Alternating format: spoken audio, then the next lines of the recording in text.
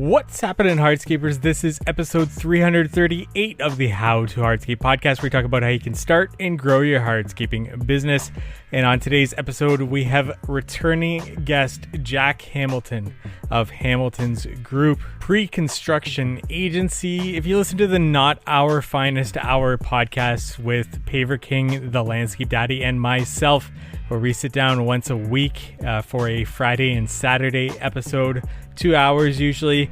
Jack has done a crossover episode where we did the first hour on this podcast and then the next hour on the Not Our Finest Hour podcast. But today we get him for a full hour exclusively on this podcast. And once again, if you listen to the Not Our Finest Hour podcast, you'll know that Jack does the estimating for Paver King and the Landscape Daddy, Natural Design Landscape, the commercial estimating, as well as commercial project management for Paver King. And these are some of the services that he offers. So if you are interested and you live in Canada or the US and looking to get into commercial landscaping, you can go to hamiltons.group to learn more about his services, contact him, kind of get that ball rolling to see if he would be a good fit or you would be a good fit. But we get into that in this episode, talking about commercial landscaping, starting with what kind of questions he asks to get to know the company better, to know what would be the best suited projects to go after, which gets into topics like what your company's best suited for, general workflow of estimating a commercial landscape project, handling change orders and scope creep,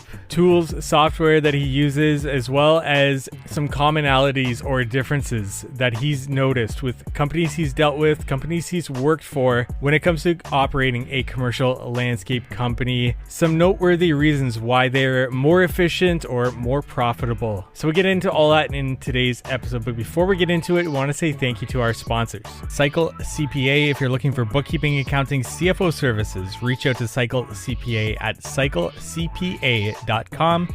Let them know How to Hardscape sent you for money off their services there. Patio SEO has hopped on board as a sponsor, and they are a leading marketing and brand building company in the hardscape industry. And if you don't know, this company is run by James Reed.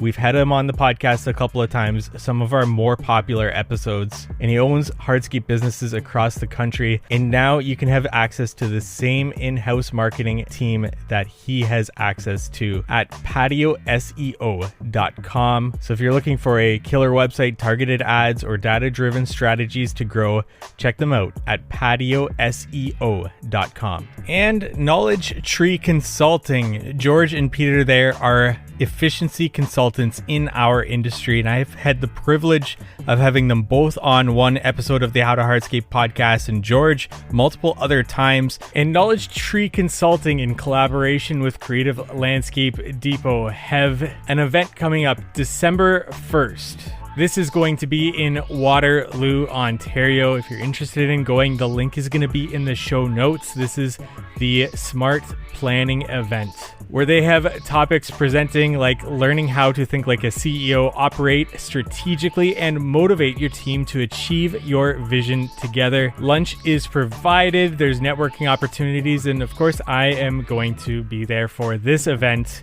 with How to Hardscape. We look forward to seeing you there Monday, December 1st. They always put on good events.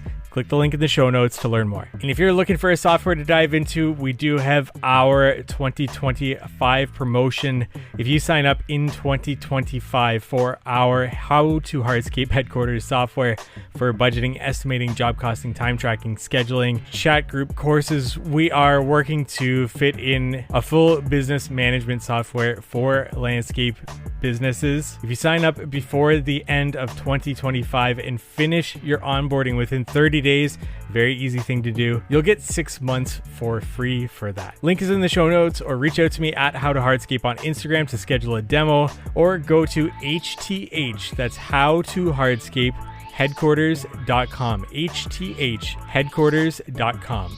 And without further ado, let's get into today's episode. Today, we're joined by repeat guests now on the How to Hardscape podcast, but this time exclusively on the How to Hardscape podcast. Last time was a split episode on the Not Our Finest Hour podcast as well.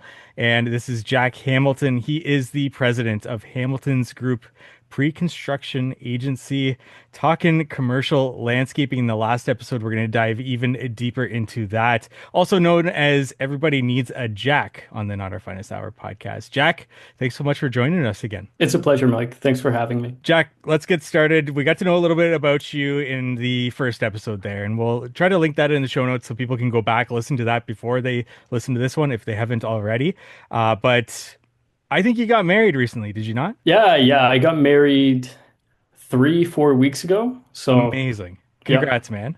Thank you. Thank you. I appreciate it. So how's married life going? You know, Nothing really changed, but it's that much different at the same time, right? Like Awesome. it's hard to put into words. For It's sure. really cool. Nice. And then leading into that, your day to day as a president of Hamilton's group of pre-construction agency here, what does that look like? So, what do you all do? Can you give our audience a little bit of a background on that and what exactly your day to day kind of looks like in terms of dealing with other companies and managing as well? Yeah, absolutely. We're a pre-construction agency catering to mostly landscaping contractors. We have a couple civil guys in there too. We help, I don't really want to call them the smaller guys, but the people without a full back end office take on the more complex commercial work that comes their way. And Day to day, it varies, much like the typical contractor. Varies a lot based on the season. So right now, I'd consider it the slow season. I'm rolling like 7 hours per day estimating. I have a couple guys in the office who are estimating all the time, probably an hour a day doing the project management stuff, dealing with the queries from clients, buttoning everything up for the year, all the little things like that, dealing with change orders. And then, I don't know, like 2 hours roughly per day doing business development. So looking into the search engine optimization, marketing aspects, things like that. Scrolling online like bids and tenders, looking for new things to bid, looking for new GCs to bid to for my clients, things like that. But during the busy season, the estimating sort of takes a step back. And like when things are really busy, as contractors would know, sometimes you need to put in more than your typical work days. So busy seasons, typically like 12 hours a day, 50-50 split, 50% project managing, 50% estimating, doing all of that. So you've got people also working for you estimating for other companies. So you must have quite a system or something to help them and train them and onboard them, or likely they have experience before you bring them on as well, maybe. But what does that look like in terms of teaching somebody how to estimate, especially when they're estimating for a whole nother company in and of itself? How do you kind of get the ball rolling on helping them estimate if they need that help? Yeah, so it's a pretty agnostic process. Like the way I've built out our system for estimating is around costs, right? So there's a few different aspects to it where the measurement and quantification of things, really, that's just basic math. Anyone can do it. A hatch over here is sod, you take it off as sod. Pretty straightforward. So that's how you get someone's feet wet if they're coming from, let's say, the field or like a role that isn't necessarily estimating, like project management. They start in the measurement and then they start getting deeper and deeper into it. From there, requests for quotes, reaching out to vendors, actually doing the legwork, making those phone calls. Hey, we need this price back in 1 week. Can you do that for us? Yes or no? Right? Like those are all things that, you could almost pull someone off the street and get them to do. But when it comes to the more complex things like retaining walls and, things that you have to be able to know how to read a drawing for, that takes a lot more technical know-how and it takes a lot more effort to get someone to understand and wrap their head around what goes into a retaining wall and things like that. So I do want to get into your general workflow. Think we sort of started touching on that in terms of actually looking at and estimating a commercial project. But before we get into that, you do work with companies, Ontario, that I know of, and I'm sure you work with and are trying to bid for companies, North America wide, Canada, US. What does it look like, especially when a new company is kind of reaching out to you? What does that process look like in terms of what information helps you understand their company, what they do, the jobs that they're willing to take on, and how and helps you to actually estimate for them for these commercial projects? Great question. It would probably be easier if we went through the process together on this. So, are you ready? Absolutely. Very straightforward. A lot of the times when I'm doing this, it's just on a phone call. I have my e-reader pad and I'm just taking notes as we go with this. So, number one, do you know your generalized cost of labor without profit and overhead? Yes, absolutely. And what is that? We can do a fake number if you want Okay. in terms of the podcast, So like, is this a yearly amount or an hourly amount? an hourly amount, Let's just say $150. 150 bucks for the Yep. sake of the argument. Cool. So the next question would be, how many crews or staff do you have on hand? We've got one crew, One crew. three So what guys.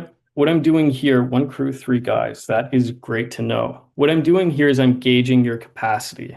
That first question is to calibrate the bid sheet. Second question is to sort of gauge the capacity. How many jobs would you be able to reliably bid on? Gotcha. Do you own your own equipment? And what kind of equipment do you own?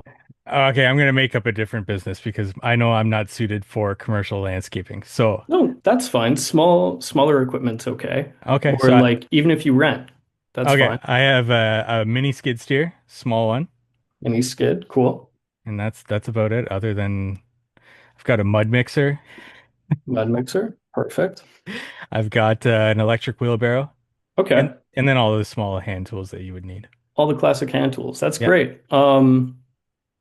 So what this is telling me is like the size of job that would be best suited for you. For instance, like because you have smaller equipment, you'd be really good at doing like a courtyard renovation at a school that comes up, gotcha. right? Yeah, yeah, So large contractors, they might not even own a mini skid steer because it's too small. They want to do the bigger jobs, but you'd be more suited to something with tight access that requires a lot of labor. That's still a very good job, but those guys, they just have to rent a mini skid steer instead, right? interesting.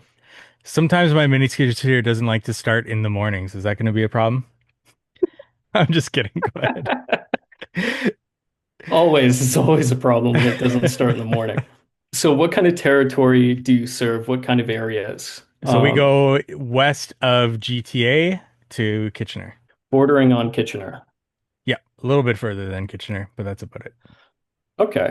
So you don't like to travel for your work. As much as possible, no. Well, Kitchener's a little bit of a way. Try not to travel. That's great. What would you say is your best scope of work? What do you perform the best? Anything interlock and small retaining walls. So pavers and retaining walls. Yeah, Me too. I love pavers and retaining walls. absolutely. They're great.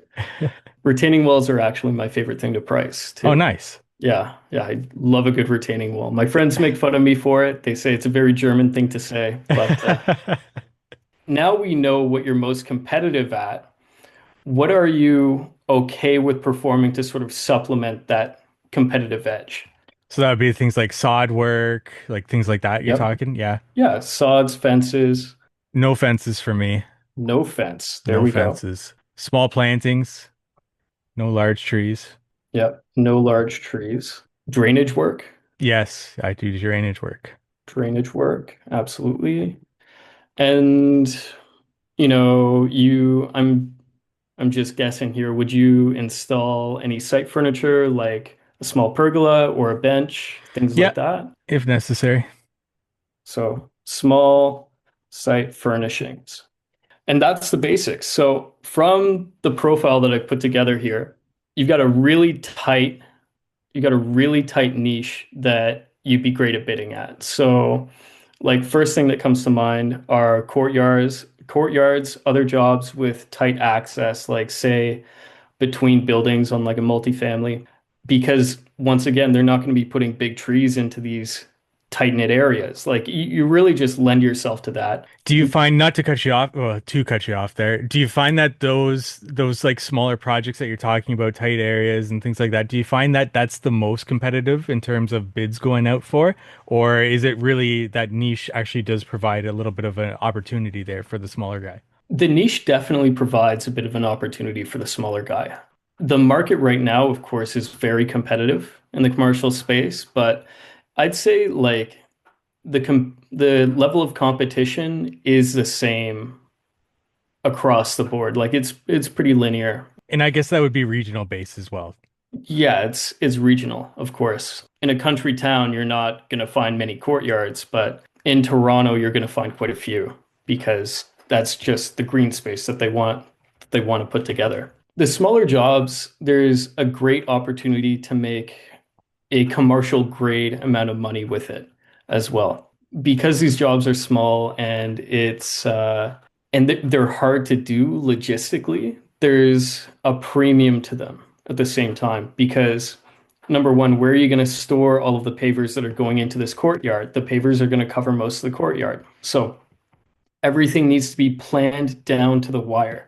You need your blower truck if you're going to blow in your mulch and soil to show up at the correct time, and you route it through there so that you can get everything done and you don't have any of this material stockpiled and taking up your space in this small footprint.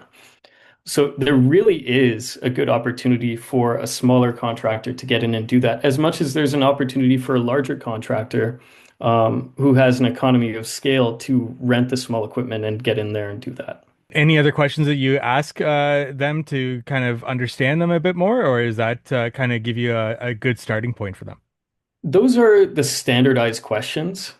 Like everything else afterwards is a conversation about needs, and it's not so cut and dry. It's like, what do you need the service for particular? What are you trying to do?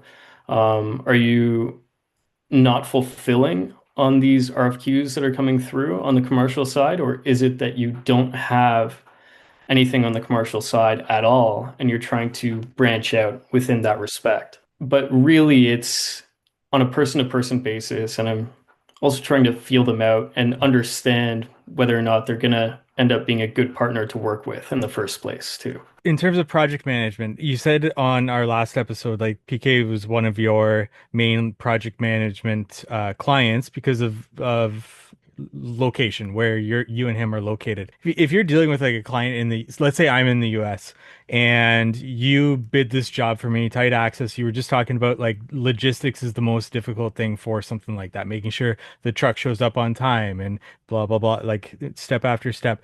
In terms of you dealing with the client after the bid's been accepted, how much support are you able to give them after that to be like, hey, you're gonna want, do you help set them up for logistics to be like, you're gonna want this and then this and then this, or is that kind of like handed off to the contractor at that point for them to figure out that information there? So when it's something remote, like with a client in the US, let's say, because I can't be there day to day and I don't know the intricate problems with the actual construction of the job at that time, there, like as you know from doing work on site, there's a lot of nuance to it and there's a lot of particulars. So that's not something I can necessarily help with. However, what I try to do is provide as much support as I can. The way I have these bids broken out, you know, down to the tonnage, how much gravel you should need, down to the yard, how much soil you should need, and roughly how long it'll take you to install those items, and also where to buy them, where I quoted to purchase them from.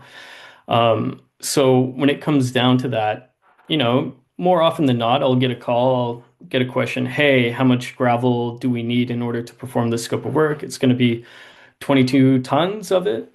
So, you know, they order the 22 tons for delivery when they need it. But there isn't a traditional handoff, so to speak. Like part of the service involves a contract review just to make sure they're, getting contractually obligated to the correct scope. Very important.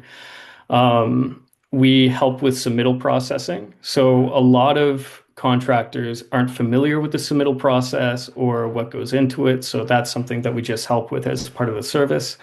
And then we also help with the closeout documentation as well, because more often than not, the closeout info is buried deep in those specifications. And, it sucks to find it. And the processing behind it, like I've got templates for all this stuff and we put it all together. Um, yeah, we try to keep it white glove and we don't like to step out all of the way. We like to keep our feet in the water with jobs that are going on so we can understand what's happening, what went wrong if something does go wrong. Um, we get calls that are like, hey, they're telling me I have to put this particular thing in because it's part of such and such a detail. And I pull up the tender drawings. I look, I say, no, actually, they don't call for concrete edger in this paver area. They called for 4-inch aluminum edging, which is what we've carried for and you're putting in. If they want anything else, then of course that's a change order and they have to pay for it.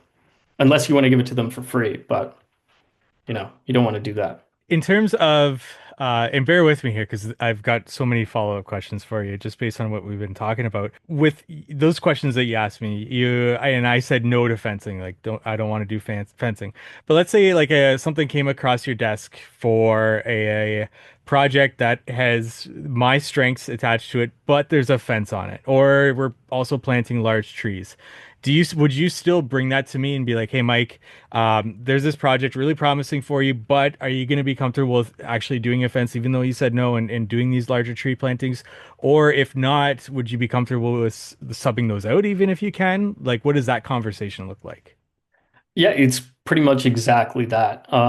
Like, hey, this job came through. It is a perfect fit. Do you want to sub the fencing? We need to include the fencing in order to have the opportunity to bid on this job. But also, more often than not, it's not like a hard line whether or not you have to include every single scope of work on a commercial drawing, right? So, like, in some circumstances, yeah, you do, because sometimes they'll give you a bid form that has a bunch of stuff that you want to do, and then it says, oh, but it also includes fencing too, and you have to bid it lump sum.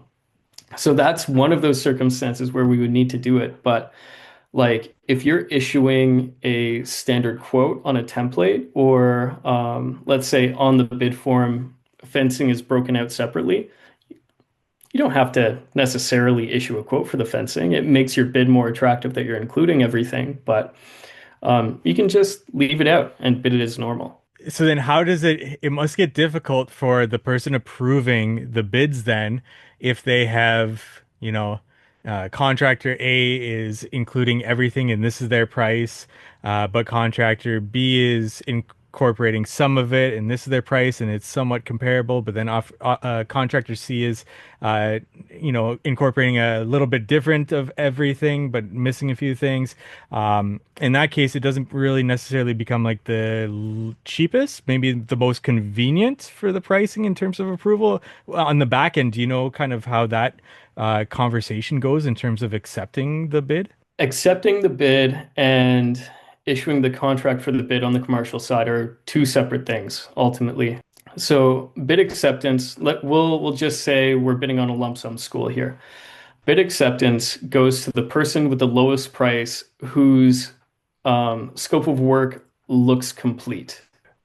What I do to combat that is I break every scope of out by line item specifically in a way that, we would just do the planting or we would only do the pavers, something like that. So we have the full paver build out in a line item. We have everything for the planting in one line item. And these are things that, you can mobilize and just complete that one full scope of work. And to the GC, it's really easy for them to see, okay, these are all the different scopes that they have. This person over here, contractor B, didn't include for the pavers in their scope. I'm missing that price. I can just take contractor A's paver price and plug it in there into my sheet and have that done. And all of the estimators that I work with love that. What you don't want to do in the commercial world is give your quote and it's one lump sum and it says landscaping, $100,000, everything that's on the drawings, because there's a million reasons why you don't want to do that. But like number one, the estimator on the other side doesn't know what scope you've specifically included for. And they can say at their detriment, they can say, okay, they've included the entire landscape scope, which could include, I don't know, something weird like a masonry wall with a $200,000 sign on it and all this other stuff. They have that on landscape drawings sometimes, but that's not always work that a landscaper would do, right? Or maybe that $100,000 estimate didn't include the fencing, but on all the landscape drawings, it has a fence, right? So what's really important is that you specifically, in your quote, break down every single scope, every single line item, and like the full, like I love breaking it apart into the nitty gritty of like every single piece on every single detail. Like, this is what is going in. This is where we start. This is where we end. And anything that isn't in the quote, we are not including for. Makes it nice and easy, comparable with everyone else. And it makes, probably to my detriment, it makes my pieces of my quote interchangeable with other contractors as well. That makes a lot of sense now. Thank you. That's actually really awesome to hear. We want to take a break from today's episode to talk about marketing. Are you looking to take your hardscape business to the next level? Well, this is brought to you by Patio SEO, the leading marketing and brand building company in the hardscape industry. And if you don't know, this company is run by James Reed, who owns multiple hardscape businesses across the country. And here's the kicker. You're not just getting access to any team. You're getting access to the very team that helped grow James's own companies, plus hundreds of others in the industry. Whether you need a killer website, targeted ads, or data-driven strategies to grow, Patio SEO has got you covered. They've been in your shoes and know exactly what works. We've had James Reed on the podcast a couple of times, and they're some of our more popular episodes, talking about branding, talking about how he's built companies across the country. And with that, he needs lots of leads, which means he's had to perfect his branding and marketing. And now you can have access to that same in-house team that he has access to for his own hardscape company. So if you're ready to build your brand and see some serious growth, check them out at patioseo.com. That's patioseo.com, or follow James on Instagram at road to 100ms. That's road to 100ms. Let's get your business the attention it deserves. Now back to the episode. We want to take a break from today's episode to thank our sponsor, Cycle CPA. It's crucial to review your financial statements on a monthly basis so you can diagnose areas for improving your business's financial health early before they become significant issues. Too many contractors wait until the end of the year to review their financials as they file taxes, when it's often too late to take action to change the outcome. Cycle CPA not only handles bookkeeping and taxes, but they also ensure that you're armed with financial data on a monthly basis to make key business decisions. They offer benchmarking, cash flow forecasting, and assistance in developing targets for financial metrics. With their team of accountants specialized in the hardscape and landscape industry, they currently work with hundreds of companies in this field. Visit cyclecpa.com, and for $200 off, mention the How to Hardscape podcast. Now back to our episode. Okay, so let's get going into talking about what that general workflow for estimating a commercial project actually looks like. We kind of touched on things here and there already throughout this episode, but can you kind of start us off from the beginning and you work your way through that workflow? Yeah, this is a meaty question. So we'll start from the top. And for this explanation, um, we'll say that one of my clients received an RFQ from a GC that they deal with. Okay, so Mike Plett sends me an email and it has the tender package attached to it and or like forwards me the email from the GC. The GC says, "Oh, it's due on January 1st," right? So that immediately gets initialized into the system. So to put that simply, we're creating an estimate folder in the company shared drive, like in the Hamilton's Group shared drive. We apply an estimate number to it, and then we take that title, we put it in our bid calendar. Very important to have a bid calendar, and we have everything due the day before it's actually due. So we always get it done the day before, send it to our clients the day before, unless, a supplier or sub's taking way too long to get back to us. We've been there recently, actually. Um, So that's not the full piece of the initialization though. We then create a estimate tracking card in a software that we use called Trello. And Trello is it was made for software guys, video game developers, which is like where I went to school. I went to school for video game development, and that's where I learned about Trello. And so that is what's called an agile project management board, where you can break your workflow up into sections and then have, you know, a project, or in this case, a tender, move between those sections. So it's really easy for the team to keep track of what we're doing. Trello's free also, just so you know. Very, very great. There's 7 phases that I've figured out, and this is what works for me and my team. And those phases are the scope review. So that would, and this is in order of the phases that we do. So number one is scope review. We need to fully understand the scope, everything that's going on. We've got takeoffs next, the bid sheet prep. We need to send for vendor quotes. We need to wait on vendor quotes.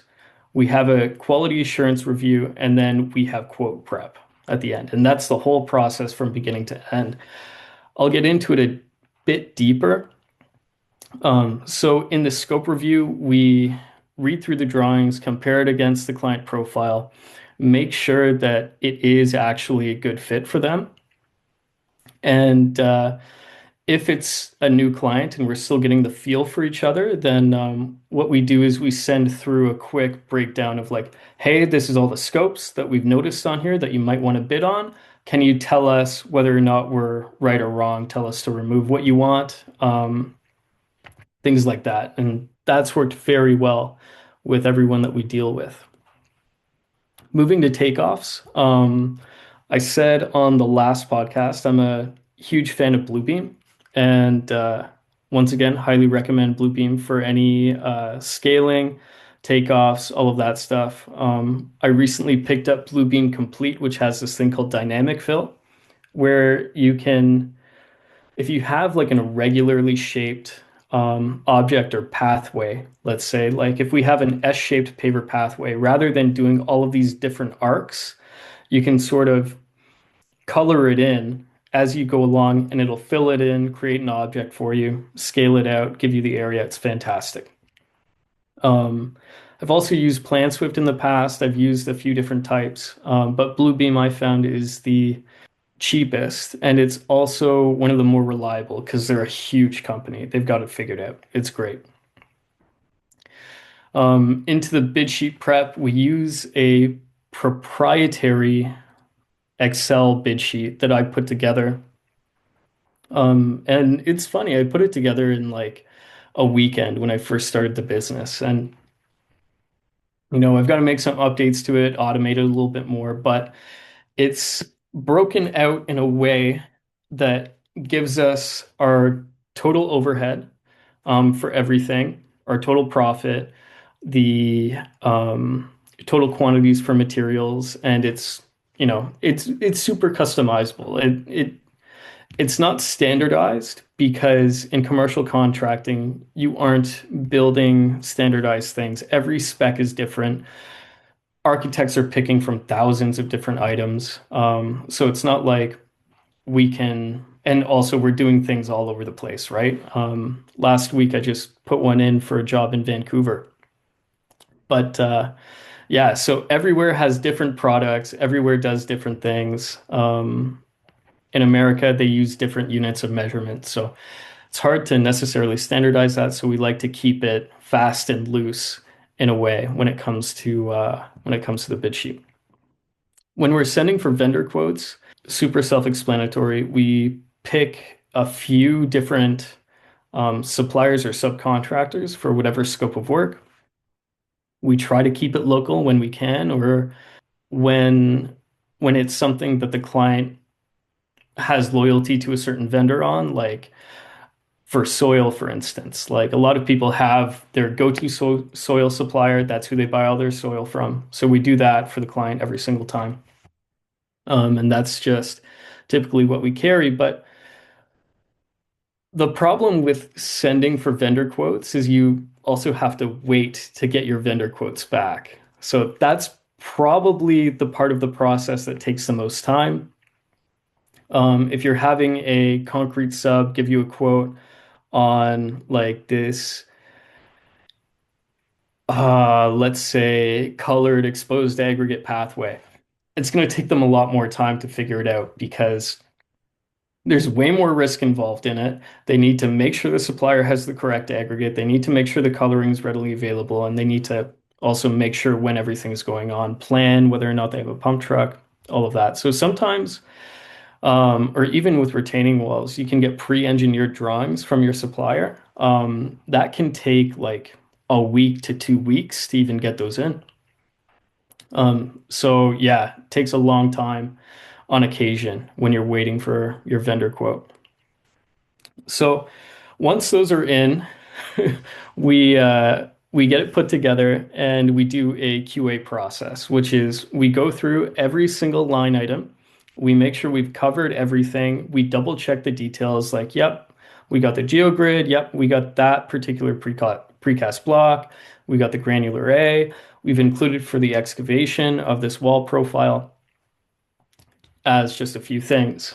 And then we put together the actual quote for the supplier to send in. Some people, they have their own CRM system. And so we'll send them a write-up for every single scope so that they can include that in their quote. We send them a list of specific exclusions as well, like please make sure to note that there is no allowance for dust-free cutting or after-hours work or no noise-free cutting. We haven't allowed to not disturb the rats on this job site, right? Yeah. Like there's all these little things that seem like they shouldn't matter and like go without saying, but if you don't say the little things, it could end up coming back and biting you in the ass.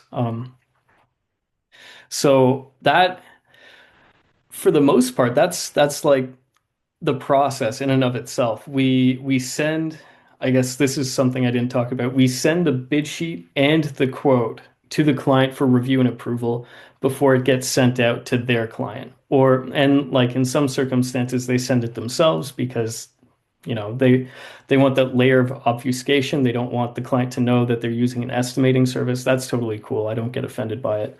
But yeah, so it's been one or two times I've had a client come back to me and say, "Hey, let's make this cheaper by doing this instead." In particular, like I own my own trucks, so I want to not take the delivery fee per load from them, and I'll just use my internal hourly trucking fee from their quarry to my site. Perfect, no problem. I'll swap that out for you. Easy peasy. Question about sending for vendor quotes. I assume like that includes like subcontractors, seeing what their pricing would be. Have you ever run into a time, and how did you deal with it if you did, where perhaps like bid gets accepted, projects to go, you get to the time when you're about to start the job, you reach out to the sub, they're unavailable, they don't want to do it anymore, they misprice it and don't want to do it. They went out of business. Like something like that happens where they like throw their hands up and they don't want to be a part of it anymore.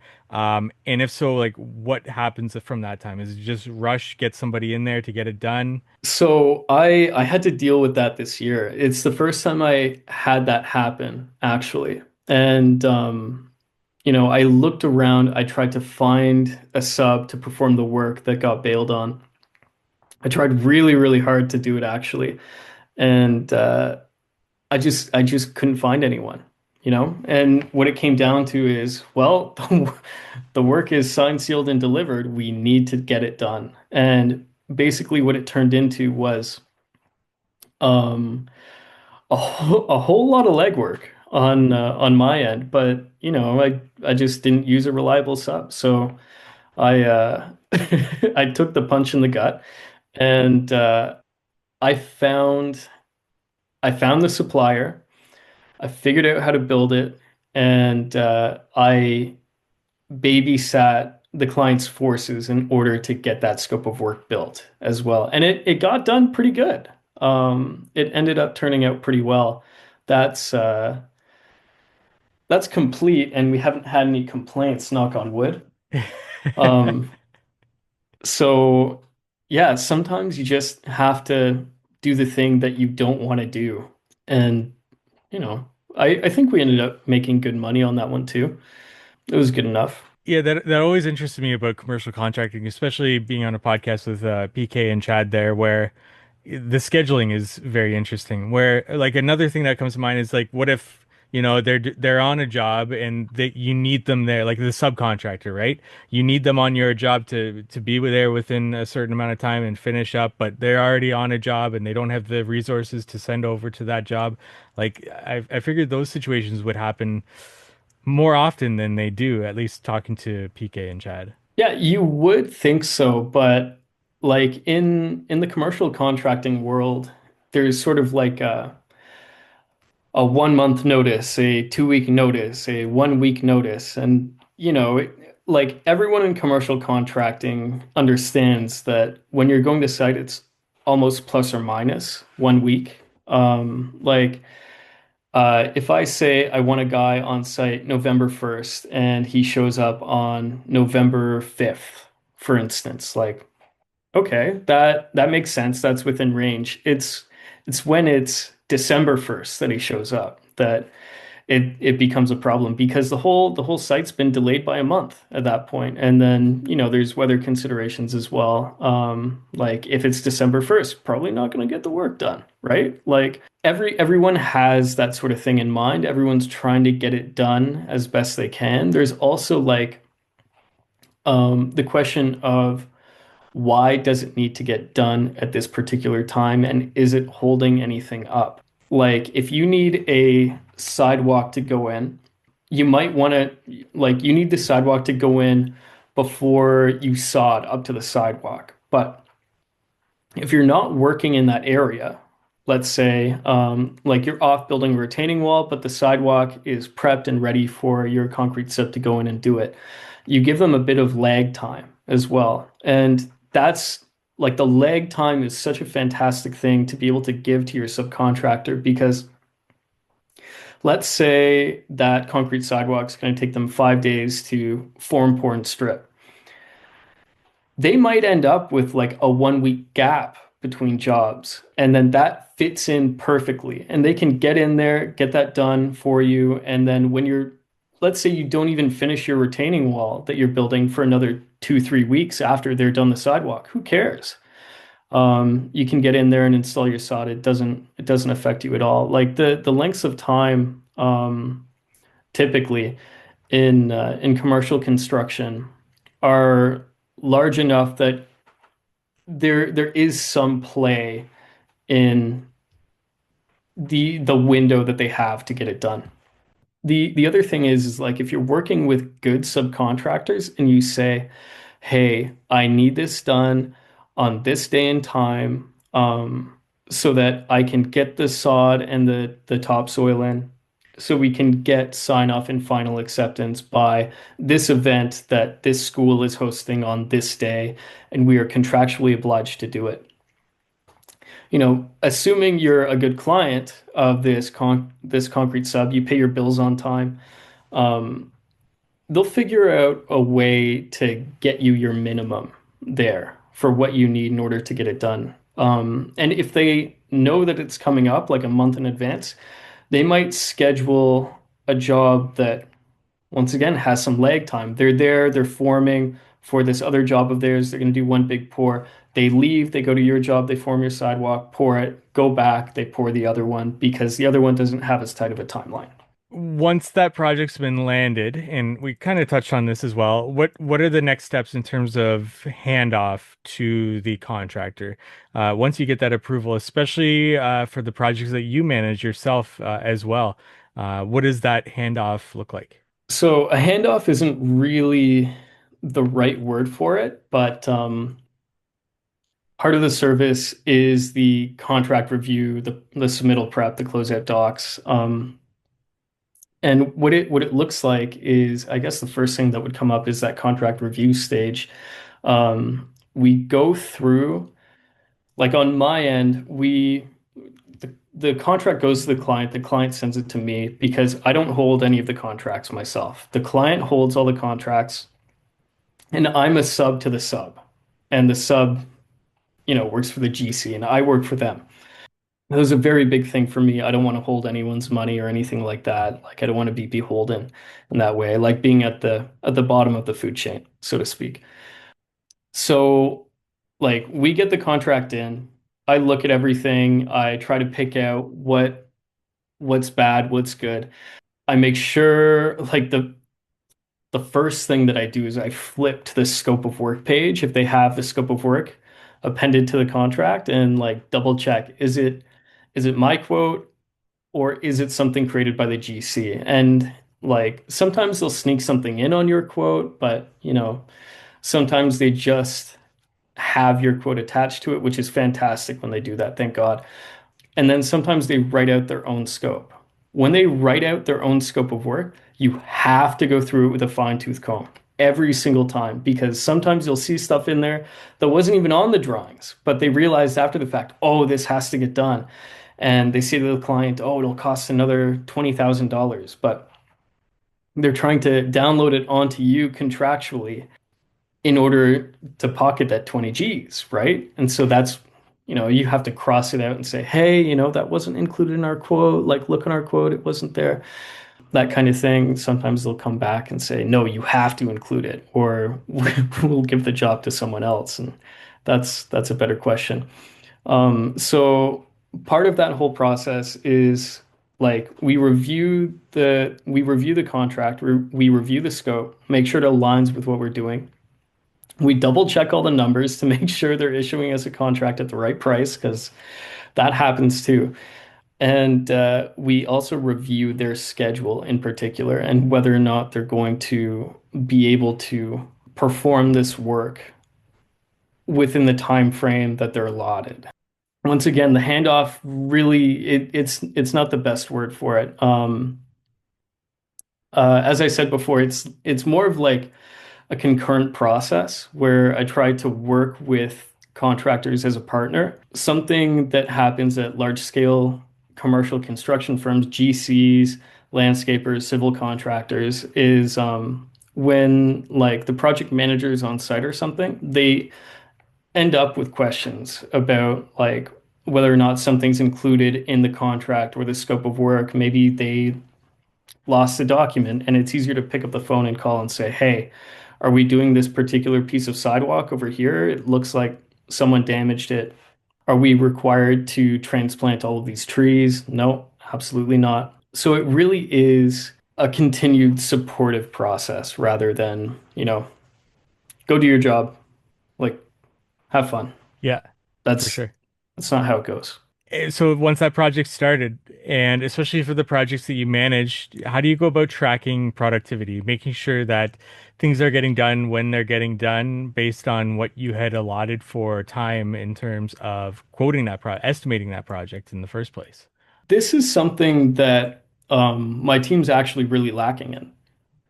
I've looked into different software at my previous employer. I looked at, I created a software actually, like a daily work report form that would be able to track it, but nobody was really like, it's hard to get field guys to properly put in the data. So what I found is there isn't necessarily a good solution out there right now. Like you could get the guys to send photos every day, but it's not good. You know, you can only tell how much goes down. However, maybe they don't take a photo that day. You miss the info for it. But like generally speaking, we know how much time something should take on a per scope of work basis. Like this amount of pavers should take you 5 days to complete. Now, you're 2 days in. Are you halfway done? Are you almost halfway done? Like where do you stand? That's like the level of measurement that, excuse me, that we're down to. And that works decently fine. You know the crew has 5 days to do this, and you see whether or not it takes them 4 days, 6 days, 5 days. That's so easy. But the problem is when the scopes of work have to go like in bits and pieces, right? Where let's say your access sucks and you have to be building a pathway and planting trees on either side of it as you go because you don't want to drive on the pathway again. You know you're going to crack the pavers, let's say. So in that circumstance, like you could have 5 days doing pavers and 8 days doing trees. I don't know, for the sake of the argument. You know you have 18 days to do this, but you don't know what's going slow, right? You don't know whether or not they need the good tree planting guy or the good paver laying guy when they're doing the work. You don't know which scope of work needs that supplementary support at that point. It's definitely a weakness. Yeah. Handling change orders or scope creep on a project. Once again, going back to managing a project or supporting in a way, how do you handle change orders and scope creep? Oh yeah. So commercial contracting is great because you can tell people no all the time. And like everybody that you're dealing with is a commercial contractor as well, right? More often than not, you get funny looks for helping, you know? So like the magic word no does everything. If you properly define your scope and it's contractually defined really well, then you can say no to whatever you want that isn't in there. Of course, you want to help your clients however you can. Like they say, hey, can you unload this for me? I don't have a skid steer on site. Yeah, sure. It'll take me 15 minutes. Like get the guy over there to unload it. But when they say they try to gaslight you, right? They say, oh yeah, you're restoring all of this sod that got damaged, right? Nope, not in the contract. Like I specifically say I'm including this much sod, and would you look at that? All that sod over there is what's included. Everything that you damaged with your own stuff, you drove a Zoom boom on, like, nah, I'm not doing that. Very, very straightforward. So what like the change order process looks like is and like most GCs don't try to gaslight you or try to get you to do anything for free. They ask you nicely. Something that I would say is always avoid T&M if you can, because T&M is an easy way to rack up a big bill and have them not pay you because they didn't know how much it would cost. So a typical change order comes in from the either project manager or project coordinator from the general contractor, and it'll be like this nice form, right? That breaks out the scope. Maybe it gives you a new drawing. It says something like add 100 square meters of sod in this area because it got damaged and it was a scope gap, whatever. That's great. You go and you estimate that 100 square meters and you send it back to them. And then they look at it and they say, okay, this is a fair price. Go ahead and do it. And they If they send you a written confirmation in email, that holds up in court. That's good enough. And they have to do something else in the back end to get the invoice payable and process. That's totally fine. That's normal. But more often than not, they actually send you back a contractual amendment document that says, hey, this is adding your 100 square meters of sod to this contract at such and such a price, $1,000. Sign here and we'll make it whole. And you sign it, send it through, it gets added to your contract. So really, you shouldn't be doing anything without at least an email. You could do stuff with a text message, but it doesn't hold up as well. It's like less provable in court. But like a text message is good enough because you can screenshot it and send it to the project manager after the fact and say, look, you told me to get this done at this price. And I did it for you. I went above and beyond. Like, you should be paying me for this. It gives you something to stand on when you get into the argument. We want to take a break from today's episode to thank our sponsor, Knowledge Tree Consulting. They are efficiency consultants in the industry with 35 plus years of industry experience building Oriole landscaping in Toronto, which they are completely hands off at this point. George and Peter have been on the podcast before, and George, on multiple occasions now, I've personally leaned on him to help with the How to Hardscape headquarters software and how we can maximize the efficiency of user experience. And I know the guys at DTE Landscaping, Chuck and Jeffrey, who we've also had on the show multiple times, have hired them on in the past. Check out their consulting services, peer groups, and events that are coming up on their website, knowledgetreeconsulting.com, or check them out on Instagram at joinktc. Now back to our episode.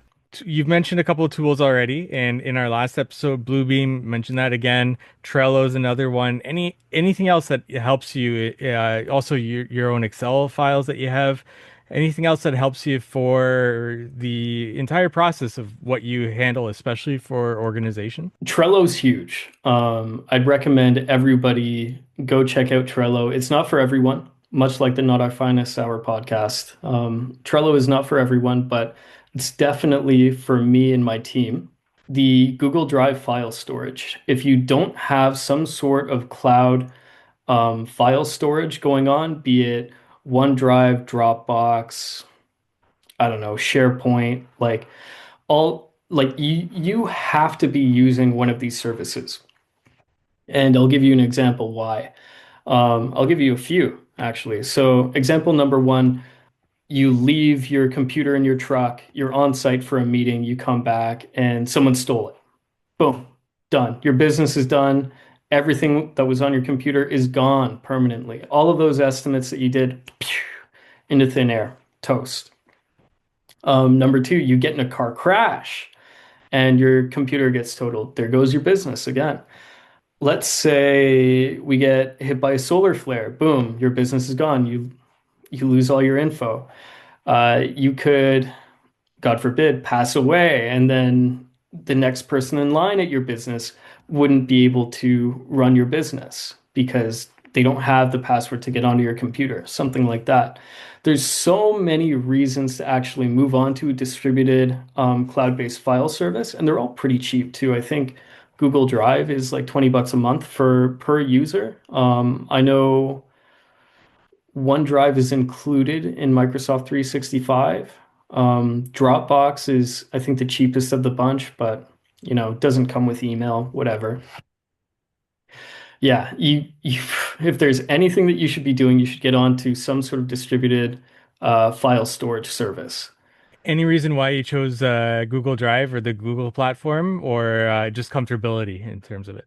The reason why I use Google Drive is because I like for business the sign in with Google aspect of it. Like with Trello, I have everyone sign in with Google.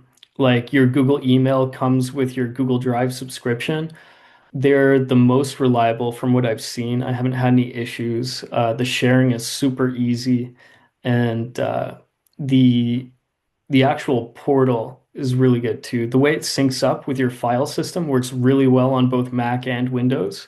I'm a big Mac user, but in my office we use Windows stuff. Like I'm the only one that doesn't use Windows. You know how it is, right? Yeah, but like at the same time, Microsoft offers a very similar service with Microsoft 365.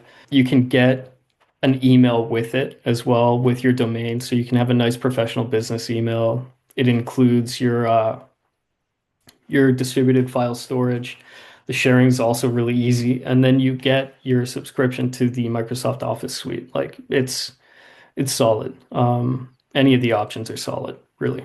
Are there any differences? You've worked for a commercial landscaping business. You managed, helped to manage projects for others and estimate for many others.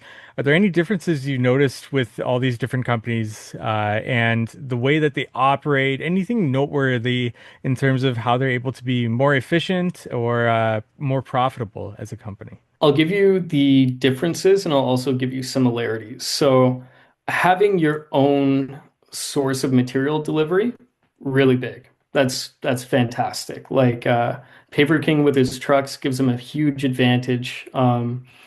If you need material right now, your truck can go get the material, bring it to you. Fantastic. You also get to save on delivery. You can take stuff wherever. You can load, fill into trucks if you need to do removals on the fly, which happens a lot in commercial contracting. Owning your own equipment, also very important. Having equipment of different sizes means you can do a variety of different jobs. Very big. Having a piece of equipment that differentiates you from others is also really important. Like the dump trucks are one thing that sets you apart because you can do removals really cheaply and you can also take deliveries cheaply. Being able to get your own bins, also fantastic. Being able to install your own fences. Like if you have a crew that can do some weird thing that most landscapers don't want to do, that's your in. That's a very good competitive advantage. If you do everything average and you have one thing you do really good at, that's your in. As long as other people don't do it very well either. Now, the similarities between the most successful companies I've worked with, they typically pay their bills on time, so they get fantastic service. That's a big one. They have excellent relationships with their subs and suppliers. And by excellent relationships, I mean they get better than average service. They they have this element of trust that you don't really get dealing with randoms. And they also have credit with these suppliers and subs too. So there's never a question of whether or not I can finance this job because I already have credit on my account at such and such landscape supplier or this subcontractor is willing to extend me this much credit to perform this much work. So like if you're starting out, if you're a starting landscaping company, or let's say you're burgeoning, okay? So you're getting ready to take that next step. Something that you should do is just apply for credit accounts at the suppliers that you use. And shopping around is good. Like you should know who's cheap locally. You should be buying locally, but don't buy gravel from someone because they're 10 cents cheaper per ton. Constant like if the prices are similar, don't spread it out. Concentrate your spending in one place because at the end of the year, every supplier they get a printout. They look at who spent how much money, like what businesses spend the most money at my business. And naturally, they want to provide the people that buy the most with them the better service. And they're willing to look deeper into a huge purchase, whether or not they can shave a couple of points on it, where it really matters. Yeah, that's like the easiest thing without investing in a huge dump truck. Like, you just buy all of your gravel from the same place, right? When you can, that is. Jack, this has been awesome. I really appreciate you taking your time to do this with me again for round two here. Where can our audience go find out more about you, Hamilton's group, anything that you want to leave them with? Where can they find you? If you want to find me, show up to hamiltons.group, no .com, nothing else, and fill out a contact form. It'll go right to my email. I'll see you, and we can set up a call to talk about your needs, your wants, where you want to grow, how you can set up the business for more success in the future, or even if you have questions about the pitfalls of commercial contracting. Yeah, please don't hesitate to reach out. And Canada, US, you'll Yep. take people from wherever there? Canada, US. I'm in 2 states in the US and in 2 provinces in Canada. So across Ontario, I'm looking for more people in Ontario, like in the outskirts. So thinking Sudbury, Thunder Bay, Sault Ste. Marie, and like the far west. Talking London, Windsor, like those are the places that I'm looking in Ontario in particular, but like BC, Saskatchewan, Manitoba, New York State, all the good stuff. I'm happy to do things pretty much anywhere, really. Landscaping is landscaping. Jack, thank you so much. Thanks, Mike. It's been a pleasure. Thank you for listening to today's podcast episode. If you found some value in it, go to hamiltons.group and get that conversation started with Jack if you're interested in getting into commercial landscaping for your business. Link is going to be in the show notes there. Or if you're on Instagram, go to jack.m.hamilton to follow him and send him a message. We thank you for listening to the How to Hardscape podcast. And before we leave you, we want to say thank you to our sponsors. Cycle CPA, if you're looking for bookkeeping, accounting, CFO services, reach out to Cycle CPA at cyclecpa.com. Let them know How to Hardscape sent you for money off their services there. PatioSEO.com. And now you know Patio SEO can take your hardscape business to the next level. James Reed and his expert team have built a reputation on success, not just for their own companies, but for hundreds of others just like yours. So don't wait. Visit PatioSEO.com to learn more and get started. But also be sure to follow James's journey on Instagram at Road to 100 M's. That's Road to 100 MS for behind the scenes tips and insights. And I do recommend checking that out and following along to that. Ready to build your brand? Patio SEO is here to help you every step of the way. And Knowledge Tree Consulting. George and Peter there are efficiency consultants in our industry, and I've had the privilege of having them both on one episode of the How to Hardscape podcast, and George multiple other times. Always great episodes, and I also got to sit down on a one-on-one with George and went through what they do for businesses, and I left that meeting with a lot of value, so I can't recommend them enough. If you want to learn more about what they do, go to knowledgetreeconsulting.com and get that conversation started with them today. And we look forward to meeting you next week on the How to Hardscape podcast.